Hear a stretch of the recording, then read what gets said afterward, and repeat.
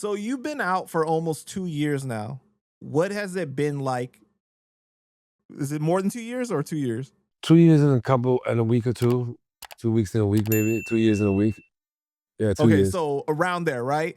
Yeah. So what has it been like for you picking up the pieces and trying to get everything back together, like transitioning back into society? Well, I learned that there's no such thing as catching up. Was past is past. So I'm not trying to like regain back what I lost or cry with spilled milk. I'm just trying to keep moving. I'm just trying to keep forward. I don't want to stay stagnant. I don't want to tread water. I want to swim. I want to keep swimming. Mhm. I don't want to just survive. I want to thrive. So I'm gonna do everything I can and work hard and not let my past be my crutch or an excuse not to keep trying. Right. I mean, it's hard. It's hard. It's hard.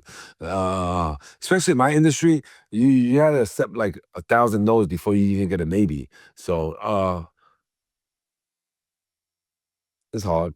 It's hard to get back into it. But uh, there's a reason for everything. There's a reason for everything. So Right. you know, One thing I've heard you speak about in the past is institutionalization, oh right? yeah. And one of my brothers, that I've interviewed, Connell Almighty, he's a Latin king, and he spoke about this too. He said that like it took him a long time after doing a bid to like stop doing certain things like knocking on the table before getting up. Oh yeah. Like there's or, like or, certain things that you get used to. or jumping in the shower with your slippers on. Right, That right. that Like that, different that things like or that. showering with your boxes. Like those are habits that I had to break out of. Like when I first came home on my first vid, not so much this time, but on my first vid, I was still walking in the shower with my shower slippers on because in there you have to shower with shower slippers because it's mad dirty and mad fungus on the floor. You might lose your feet if you shower barefooted in prison. Damn. So everybody showers with their slippers on. So when I came home, 18 years of showering with my slippers on, I go into the bathroom, I'm going to wear my slippers in there. And you shower with your boxers on because, you never know when shit pop off. You don't want to be butt ass naked fighting. So keep your boxers on. And it's also easier to clean your boxers as you're showering because, we don't have washing machines in there. So we wash our drawers as we're showering as well. So What about shampooing? Because don't a lot of places you shampoo your hair before you go into the shower? oh, you mean like put the shampoo in your hair because you can't bring the Yeah. shampoo into the shower? That's if you're in Right, the right. that's when you're in the box. Population, population, you can bring whatever you want. You can bring a bucket in there with you, if you want to.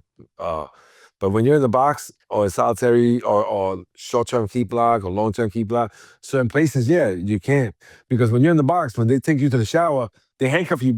No, they don't. Only if you have assault on staff. Uh, but they usually escort you to the shower, whatever. You gotta keep your hand in a certain position, and you can't bring a shampoo in there because they don't know what you have in your shampoo that you could spray somebody or whatever. So you gotta put the shampoo in your hair already, but you can bring your soap and your wash rag in your hand.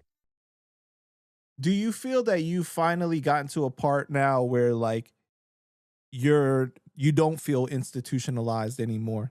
That like you're just a regular Oh, civilian, like you feel normal now? oh yeah, yeah. I feel. I mean, there are times I forget that I was ever in there, and that's scary because then sometimes your train of thought goes back to like the fucking train of thought.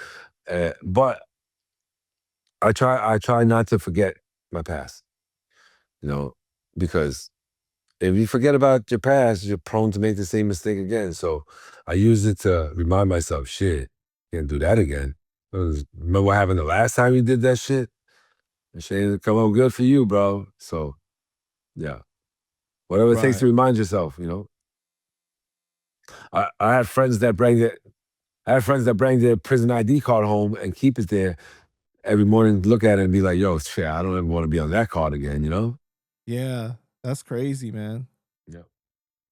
But what about the people that are so afraid of the outside world because they're so used to being institutionalized. They're used to having that schedule, knowing what to expect, knowing oh, this is yard time. This is when, the food is gonna come, or this is everything is kind of laid out to a certain extent versus when you go out into the real world, it's like I got to figure out my life now. I got to get a job. I got to know what to do. Hmm. I'm trying to think, recall. You know what? In all my years, I have never met a Morgan Freeman from Shawshank Redemption throughout my travels. And I've known dudes that been locked up for 30 years, 40 years, and came home. One of my close friends that when I first got locked up, we befriended each other, and he just got released after 33 years, and he's not even looking back. Like,